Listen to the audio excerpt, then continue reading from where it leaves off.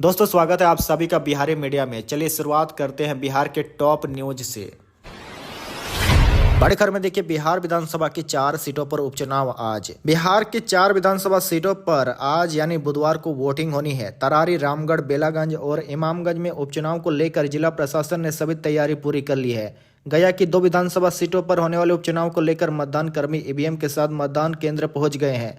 चारों सीटों के लिए 13 नवंबर को वोटिंग होने वाली है। बेलागंज और इमामगंज में वोटिंग को लेकर सुरक्षा के कड़े इंतजाम किए गए हैं। साथ ही मतदान कर्मियों के साथ अर्धसैनिक बलों की भी तैनाती की गई है। गया जिले के बेलागंज और इमामगंज विधानसभा के कुल 648 मतदान केंद्र बनाए गए हैं, जहां लगभग 6.5 लाख मतदाता अपने मताधिकार का इस्तेमाल करेंगे। दोनों विधानसभा से 23 प्रत्याशी मैदान में है। एसएसपी एन साव ने बताया कि सुरक्षा को लेकर कड़े इंतजाम किए गए हैं। मतदान कर्मियों को नक्सल क्षेत्र के सुदूरवर्ती इलाकों में ले जाने के लिए हेलीकॉप्टर का भी इंतजाम किया गया है।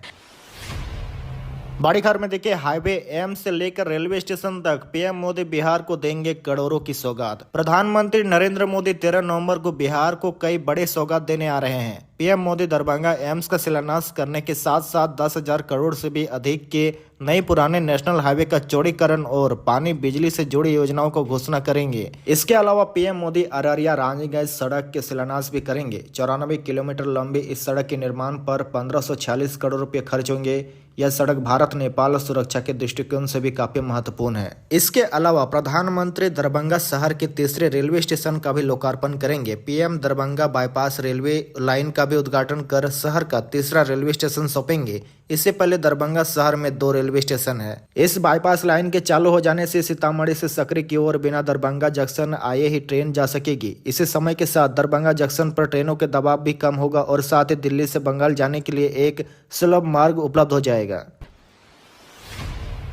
बड़े खबर में देखिए, सीएम नीतीश कुमार ने बुलाई कैबिनेट की बैठक। महंगाई भत्ते में हो सकती है बढ़ोतरी। बिहार के मुख्यमंत्री नीतीश कुमार ने गुरुवार कैबिनेट की बैठक बुलाई है। इस कैबिनेट बैठक के बाद युवाओं और सरकारी कर्मियों को बड़ी खुशखबरी मिलने जा रही है। ऐसा अनुमान लगाया जा रहा है कि सीएम इस कैबिनेट में रोजगार के एजेंडे और महंगाई भत्ता बढ़ाए जाने के प्रस्ताव पर मुहर लगा सकते हैं। दरअसल बिहार के सरकारी कर्मचारियों के लिए महंगाई भत्ते में 3% की बढ़ोतरी होने की संभावना है।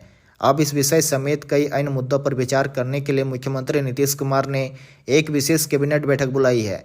यह बैठक 14 नवंबर गुरुवार को 11:30 बजे मुख्य सचिवालय के कैबिनेट हॉल में बैठक होगी। इसको लेकर लेटर भी जारी कर दिया गया है। आपको बता दें कि महंगाई भत्ता सरकारी कर्मचारियों को दी जाने वाली अतिरिक्त राशि होती है, जो बढ़ती महंगाई के कारण उनकी आय पर पड़ने वाले बोझ को कम करने में मदद करती है। अगर यह प्रस्ताव पास होता है तो बिहार सरकार को अपने बजट में इसके लिए अतिरिक्त धन का प्रावधान करना होगा। कैबिनेट की इस बैठक में कई और दूसरों मुद्दों पर भी चर्चा होने की संभावना है, लेकिन कर्मचारियों के महंगाई भत्ते का मामला सबसे महत्वपूर्ण माना जा रहा है। बड़े खबर में देखिए, पर्यटन को बढ़ावा देने के लिए नई पहल। वाराणसी की तर्ज पर पटना के दीघा घाट पर होगी गंगा की महाआरती। बिहार की राजधानी पटना में दीघा घाट और गंगा पथ को पर्यटन के एक नए केंद्र के रूप में विकसित किया जा रहा है। इस महत्वाकांक्षी परियोजना के तहत गांधी घाट से प्रसिद्ध गंगा महाआरती को अब दीघा घाट पर स्थानांतरित कर दिया गया है। वाराणसी की तर्ज पर पटना में भी अब भव्य और आकर्षक महाआरती का आयोजन किया जाएगा। यह महाआरती देश विदेश के पर्यटकों को पटना और पूरे बिहार से रूबरू कराएगी। पटना, गया, नवादा, राजगीर, नालंदा, आरा के साथ साथ गंगा पार के सोनपुर, वैशाली, हाजीपुर सहित आसपास के लोग भी इस महाआरती में बड़ी संख्या में शामिल होंगे। दीघा घाट पर 10,000 सीढ़ीनुमा घाट का निर्माण किया जा रहा है, जो इस आयोजन को और भी भव्य बनाएगा। बड़ी खबर में देखिए, जल्द ही भागलपुर वालों को मिलेगा नए रेलवे स्टेशन। बिहार के भागलपुर वासियों को जल्द ही एक बड़ी खुशखबरी मिलने वाली है। अब यहाँ के यात्रियों को एक नहीं बल्कि आसपास में 2 रेलवे स्टेशन मिलने वाला है। इससे रेल यात्रियों का सफर भी आसान होगा और दूसरे स्टेशन पर बोझ भी कम होगा। इसके साथ यात्रियों को कई अन्य तरह की भी सुविधा प्रदान की जाएगी। हालांकि नए रेलवे स्टेशन से कुछ खास ट्रेनों का ही परिचालन होगा। दरअसल वर्तमान के भागलपुर जंक्शन से लगभग 4 किलोमीटर की दूरी पर चौधरीडीह के पास एक नया railway terminal new Bhagalpur station बनने जा रहा है। इस टर्मिनल की डिटेल प्रोजेक्ट रिपोर्ट रेल मंत्रालय को भेज दी गई है।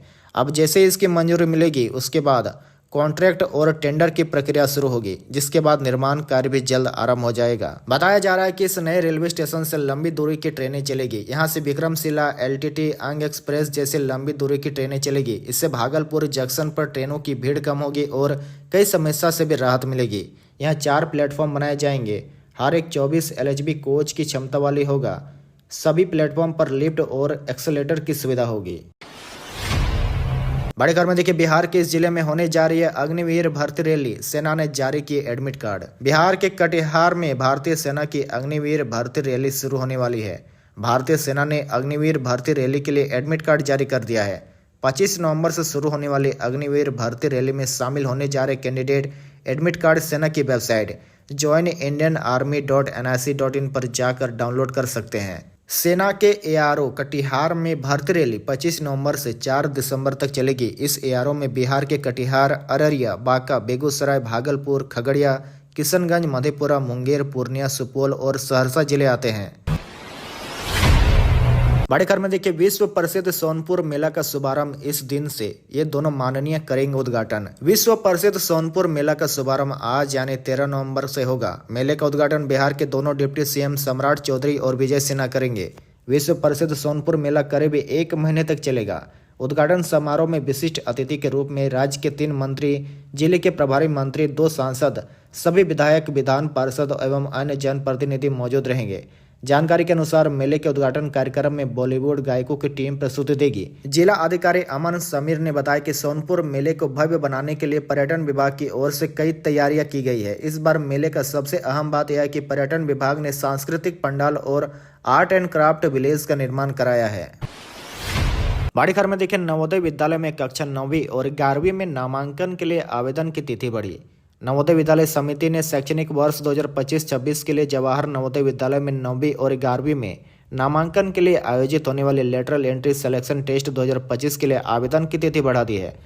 अब उम्मीदवार 19 नवंबर तक आवेदन कर सकते हैं। इच्छुक और योग्य उम्मीदवार वेबसाइट cbscitms.nic.in पर जाकर ऑनलाइन आवेदन प्रक्रिया पूरी कर सकते हैं। यदि किसी उम्मीदवार को आवेदन पत्र में किसी प्रकार का सुधार करना है तो इसके लिए एक सुधार विंडो खोली जाएगी। परीक्षा 8 फरवरी 2025 को आयोजित की जाएगी।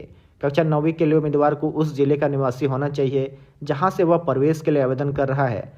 उम्मीदवार को शैक्षणिक सत्र 2024-25 के दौरान उस जिले के किसी सरकारी या सरकारी मान्यता प्राप्त स्कूल में 8वीं कक्षा की पढ़ाई करते रहना होना चाहिए जहां जवाहर नवोदय विद्यालय स्थित और प्रवेश की मांग की जा रही है। बड़ी खबर में देखिए, बिहार पुलिस ने लिया बड़ा फैसला, अब बच्चे पर नहीं होगी FIR। बिहार पुलिस ने किशोर या किशोरी की सजा को लेकर नया निर्देश जारी किया है। इसके तहत अब 7 साल से कम सजा वाले मामले में किसी भी तरह का कोई भी FIR नहीं होगा। दरअसल बिहार पुलिस ने किशोर न्याय अधिनियम के अनुपालन के लिए नई गाइडलाइन जारी की है। इसके अनुसार 7 साल से कम सजा वाले अपराधों में 18 साल से कम उम्र के बच्चों के खिलाफ प्राथमिकी दर्ज नहीं की जाएगी। ऐसे मामलों की जानकारी थाने की स्टेशन डायरी में दर्ज की जाएगी। केवल जघन्य अपराधों में ही प्राथमिकी दर्ज की जाएगी।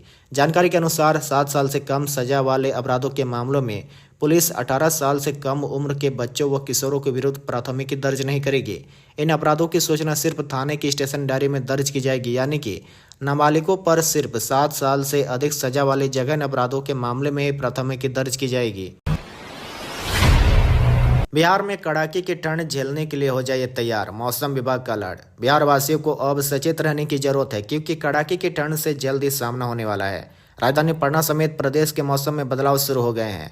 पूर्वा हवा की जगह पछुआ हवा के प्रभाव से न्यूनतम तापमान धीरे धीरे गिरावट आने के साथ साथ ठंड में वृद्धि संभव है। छठ पर्व के बाद मौसम ने अचानक करवट ले ली है। रात के समय पारा लुढ़कने लगा है। इस कारण सुबह शाम ठंड का एहसास होने लगा है। हल्की ठंड शुरू होने से सुबह में कुहासा भी छाने लगा है।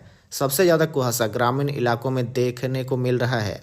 वही देखिए, कुहासा छाए रहने के कारण वाहनों की रफ्तार धीमी पड़ गई है। सड़क मार्ग से लोगों को आवागमन में परेशानी का सामना करना पड़ रहा है। कुहासा के बीच से होकर लोग सफर कर रहे हैं। छठ के बाद से अचानक मौसम बदलने लगा है और ठंड का एहसास होने लगा है। मौसम में बदलाव के कारण बीमारियां भी बढ़ने लगी है। बिहार के युवाओं के लिए सुनहरा मौका, सीतामढ़ी में इस दिन लगेगा रोजगार मेला। बिहार में नौकरी पाने के लिए इच्छुक युवाओं के लिए बेहतरीन खबर है। राज्य सरकार द्वारा एक और रोजगार मेला आयोजित किया जा रहा है जिसमें युवा सीधे कंपनियों के सामने इंटरव्यू देकर नौकरी पा सकते हैं। यह रोजगार मेला आज यानी 13 नवंबर को सीतामढ़ी जिले के शांतिनगर स्थित ITI परिसर में आयोजित होगा। इस आयोजन का उद्देश्य राज्य के युवाओं को रोजगार के अवसर प्रदान करना और इसके लिए किसी प्रकार के शुल्क की आवश्यकता नहीं है। रोजगार मेला सुबह 10 बजे से लेकर शाम 4 बजे तक चलेगा। इस मेले में तकनीकी और गैर तकनीकी दोनों क्षेत्रों के युवा हिस्सा ले सकते हैं। आरसीपी सिंह ने आशा के पदाधिकारियों का किया ऐलान। प्रीतम सिंह बने बिहार प्रदेश अध्यक्ष, पंचम बने मुख्य प्रवक्ता। पूर्व केंद्रीय मंत्री रामचंद्र प्रसाद सिंह उर्फ आरसीपी सिंह ने मंगलवार को अपनी पार्टी आशा यानी आप सबके आवाज के पदाधिकारियों की जिम्मेदारी तय कर ली है। आरसीपी सिंह ने 31 अक्टूबर 2024 को अपनी नई पार्टी आशा की घोषणा की थी। आरसीपी सिंह ने आशा के उपाध्यक्ष मुख्य प्रवक्ता के रूप में लेफ्टिनेंट कर्नल कुमार सनातन उर्फ पंचम श्रीवास्तव को जिम्मेदारी सौंपी है। प्रीतम सिंह को बिहार का प्रदेश अध्यक्ष बनाया गया है। इसके अतिरिक्त जितेंद्र प्रसाद को महाराष्ट्र का, मुकेश कुमार को राजस्थान का और शिशिर कुमार शाह को दिल्ली का प्रदेश अध्यक्ष बनाया गया है। आरसीपी सिंह ने आशा के उपाध्यक्ष, कोषाध्यक्ष, महासचिव आदि के नामों को घोषणा कर दी है। बड़ी खबर में देखिए, बिहार में फ्री कोचिंग के लिए करें आवेदन। 15 नवंबर है लास्ट डेट। बिहार में जेईई और नीट जैसी परीक्षाओं की तैयारी में जुटे विद्यार्थियों के लिए फ्री कोचिंग पाने का सुनहरा मौका है। दरअसल बिहार विद्यालय परीक्षा समिति की फ्री रेजिडेंशियल कोचिंग के लिए रजिस्ट्रेशन प्रोसेस चल रहा है। जो भी कैंडिडेट फ्री कोचिंग पाना चाहते हैं वह बिहार विद्यालय परीक्षा समिति की आधिकारिक वेबसाइट coaching.biharboard.online.com पर जाकर रजिस्ट्रेशन कर सकते हैं। आवेदन करने की लास्ट डेट 15 नवंबर 2024 रखी गई है। बड़ी खबर में देखिए, बिहार में जुटेंगे देश भर के विधानसभा अध्यक्ष। नीतीश सरकार ने 150 अफसरों की लगाई ड्यूटी। बिहार प्रशासनिक सेवा के 150 पदाधिकारी बिहार में होने वाले पीठासीन पदाधिकारियों के सम्मेलन के लिए बिहार विधानसभा में तैनात होंगे। 20 जनवरी से 23 जनवरी 2025 तक अखिल भारतीय पीठासीन अधिकारियों के 50वें सम्मेलन का आयोजन किया जाएगा। इस सम्मेलन के सफल आयोजन और संचालन को लेकर बिहार प्रशासनिक सेवा के इन अधिकारियों की प्रतिनियुक्ति 4 दिनों तक बिहार विधानसभा सचिवालय में की गई है। इसको लेकर सोमवार को सामान्य प्रशासन विभाग ने इससे संबंधित आदेश जारी कर दिया है। बिहार में 1982 के बाद जनवरी 2025 में पीठासीन पदाधिकारियों का सम्मेलन होगा। इसमें उपराष्ट्रपति जगदीप धनखड़, लोकसभा अध्यक्ष ओम बिरला समेत देश के सभी विधानसभा के अध्यक्ष, उपाध्यक्ष और विधान परिषद के सभापति और उपसभापति शामिल होंगे।